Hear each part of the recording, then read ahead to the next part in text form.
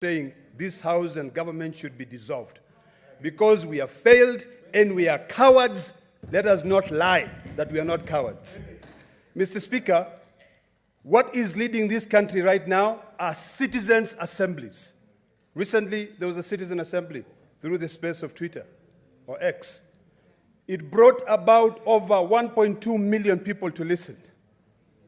This country, Mr. Speaker, is going through a crisis that is unheard of. This is a crisis. It is a fire that has been lit up by the IMF, and we know very well that IMF does not put out fires in countries, it lights them. Mr. Speaker, the only thing that makes sense today is for us to be with our citizens and try to demystify what is happening in this country.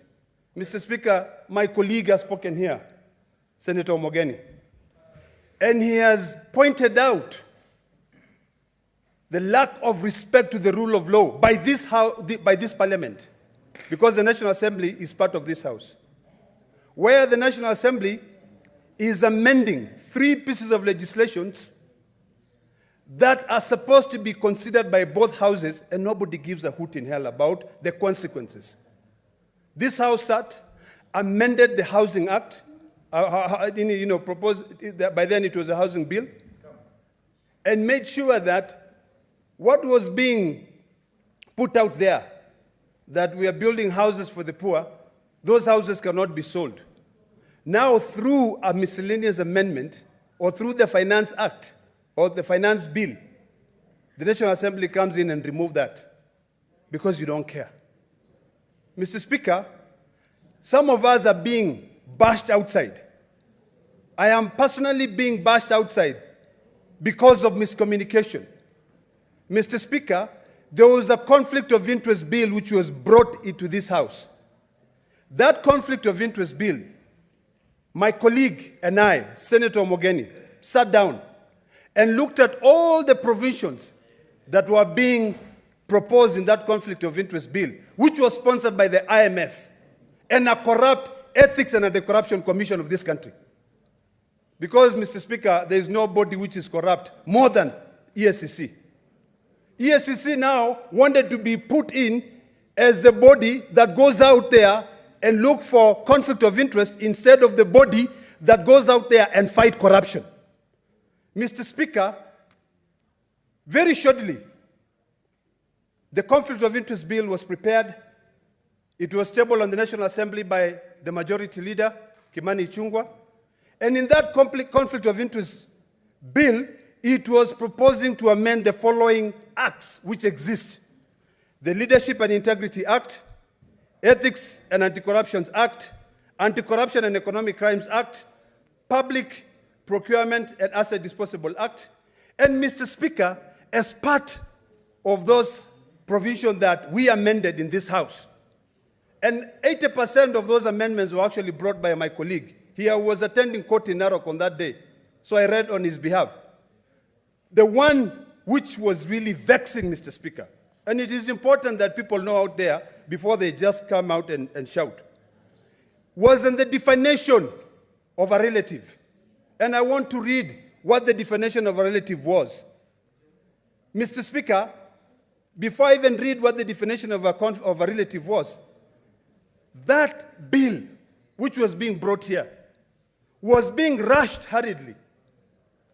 The only thing we could not do was actually to reject that bill, and I now stand corrected. We should have actually rejected it in the first place.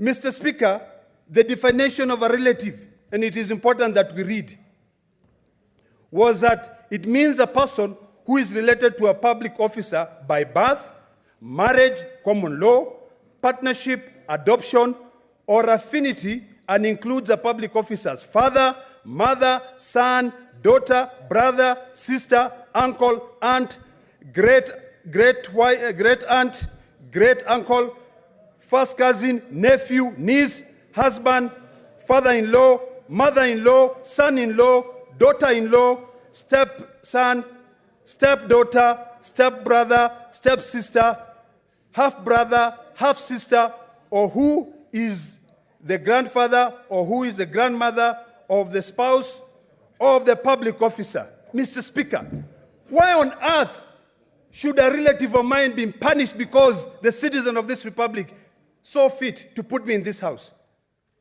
A step sister-in-law should not be allowed to do business with the government just because Ledama Ole Kina has been elected in this house. That is ludicrous, Mr. Speaker. Mr. Speaker, you know, when you think about it, and it is important that people read, because right now the anti-corruption is sponsoring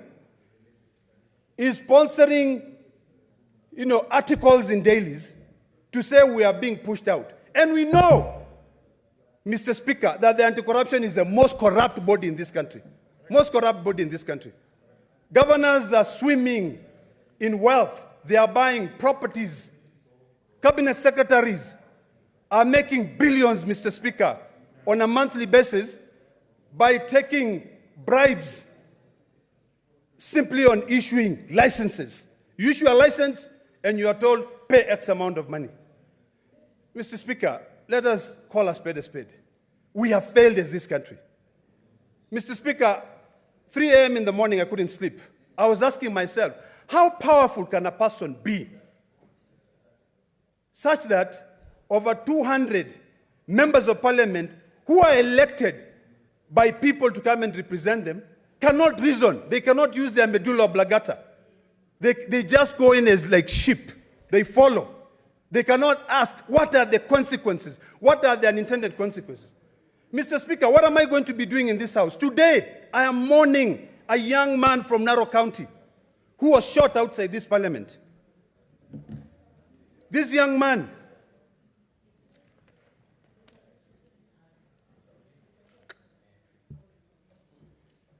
I'll just remember his name, is from a family of the Shieni in Lolonga. I want to go and mourn with them. I want to go and listen. In fact, what we should do, Mr. Speaker, is that if we care about this country, we should be joining the Gen Zs on the streets and fighting for their rights. We should be joining the Gen Zs because we have failed. You know? But people don't care.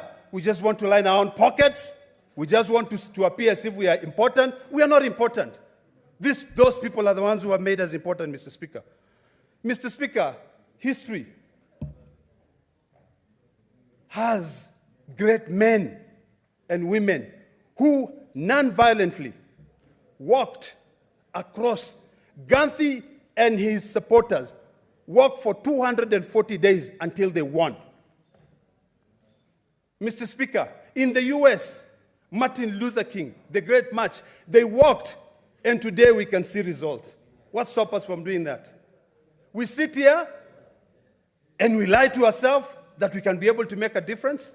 Yet, nowadays we worship our party leaders. We worship the party line. We cannot remember that the people are the ones who have brought us here. So, Mr. Speaker, I want to plead with my colleagues that it is time that we join the citizen assemblies. It is time that we ask ourselves whether we really understand the phrase that power is transient.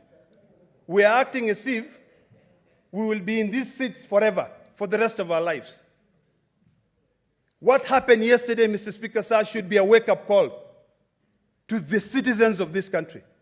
We should all remember that we are here for a very short time. You know, what shocks me, Mr. Speaker, is that what is this thing that really pushes the president so much when blood is pouring out there to want this bill to be passed? You know, what is it? Instead of us saying, and thank you, Senator Chute, for asking a very good question that all of us are asking. Instead of us fighting corruption, going after corrupt cabinet secretaries, going after corrupt governors, we are here trying to overtax citizens. Mr. Speaker, the population of this country, 70% are Gen Zs. I'm a Gen X. I should be joining them, and I want to join them to be able to go out there and fight for these rights. Because we don't care, Mr. Speaker. We don't care. We're just busy lining our own pockets. It is sad, Mr. Speaker. So, Mr. Speaker, I want to correct out there. I proposed amendments to the Conflict of Interest Bill because It was barring the whole clan, the whole citizens of Kenya from doing business with the government. It was amending legislation which already provide that. It was being engineered by the Ethics and Anti-Corruption Commission so that they can find many loopholes of getting money. In Masai, we say, emala. You know, you have that gourd. Then you decide to open that gourd and the insects goes in when there are so many other avenues. We can easily do the right thing. This parliament can be able to check whether there is any conflict of interest. But we should not punish every other citizen.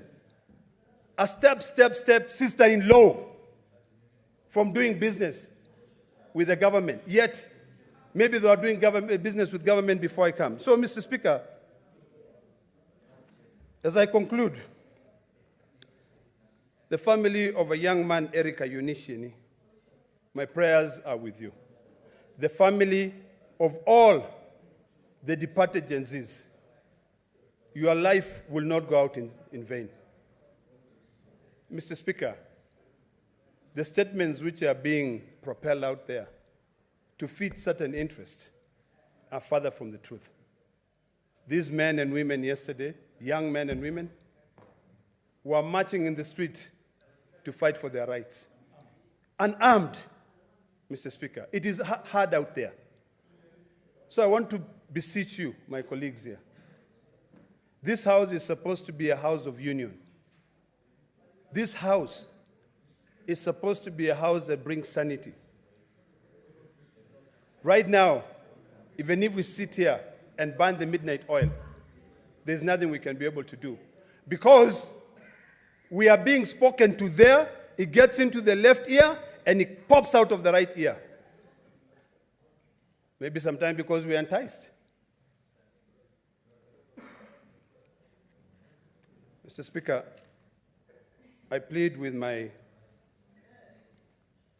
colleagues here that right now, every one of us seated here should search deeply within his soul. Search deeply. Why are you seated where you are, Senator Lelekwe? Why are you seated where you are, Mofaya? You're seated there because, not because you fell from heaven like manna. It is because the citizen of the Rakanidhi brought you here. And you have to listen to them. So, Mr. Speaker, we have two choices, and only two choices in this country right now, is to wake up and smell the coffee and know that shit has already hit the fan. Or we resign. All of us go home, we dissolve the government, new elections are held. Let people who care about the fiduciary responsibility of this country come back here. So, Mr. Speaker, we have failed and we have got no business being here. Okay? We have got no business being here. So, Mr. Speaker, I rest my case. But I support the motion.